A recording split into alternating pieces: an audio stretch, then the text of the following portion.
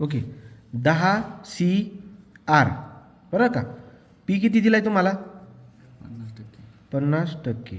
Rest to power किती असणार ते आर 50%. रेस्ट टू पॉवर किती असणार 10 मायनस आर. हे तुम्ही सॉल्व करू शकता ना. आपण करून बघू. असं जर केलं तर तुम्ही एकच काम करा. तुम्हाला सांगायचं तात्पर्य हे पण आहे. याला दुसऱ्या पद्धतीने कसं लिहिता येईल समेशन 6 पासून कुठपर्यंत 10 पर्यंत. तर तसं बी केलं तरी उत्तर सेमच येईल बाळांनो. तर तुम्ही एक हे करा किंवा हे वापरा. तुम्हाला जे पटेल ते वापरा. तुम्ही लक्षात राहू द्या फक्त. ॲटलिस्ट मी याच्या अगोदरच्या उदाहरणामध्ये कुठेतरी चूक झाली आपल्याकडून. ती एक्झाम्पल मी जमलं तर ती डिलीट करून टाकेल. शिफ्ट समेशन किती बरं का बघा. शिफ्ट समेशन किती आलं 1 मधून मायनस करावं लागेल बरं का. 1 मधून मायनस करा. 1 मायनस समेशन करा. आता शिफ्ट समेशन कुठून कुठवर येते ते पण टाका. पहिले किती येतं बघा 10 CR. ओके 10 CR म्हणजे किती आर काय अल्फा एक्स. ओके इनटू मध्ये किती आहे 50%. 50% रेस्ट टू पॉवर किती आपल्याकडं रेस्ट टू पॉवर बघा ना तुम्ही हे काय 50% रेस्ट टू पॉवर आर म्हणजे अल्फा एक्स. अल्फा एक्स चला पुढे जाऊ. इनटू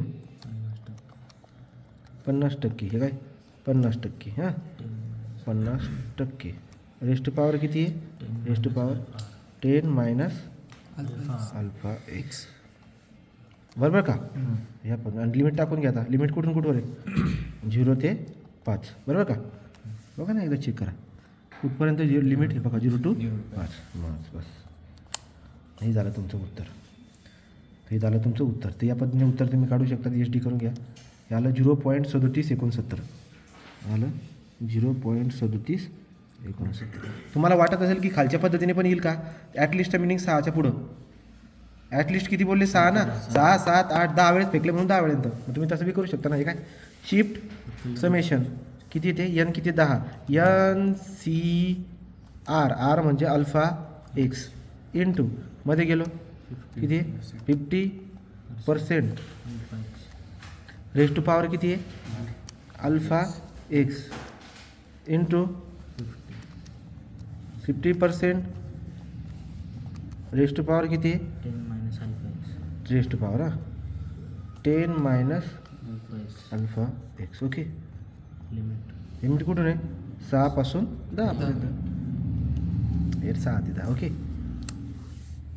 तर असं बी केलं तरी उत्तर तुमचं सेम येईल. ते लक्षात राहू द्या फक्त बस. 0.3769 0.3769 आलं का लक्षात. तो आता जाऊन ॲटलिस्टचा अर्थ आपल्याला पूर्ण क्लिअर झालेला आहे. तो ॲटलिस्ट जेव्हा बी तुम्हाला काढायचा असेल तो ॲटलिस्ट काढण्यासाठी काय काय करावं लागेल ते लक्षात राहू द्या. या उदाहरणामधून तुम्हाला तो ॲटलिस्टचं उदाहरण क्लिअर होऊन जाईल. ठीक आहे. अजून काय बरं का एक्झॅक्टली तर झालं आणि ॲटलिस्ट पण झाला.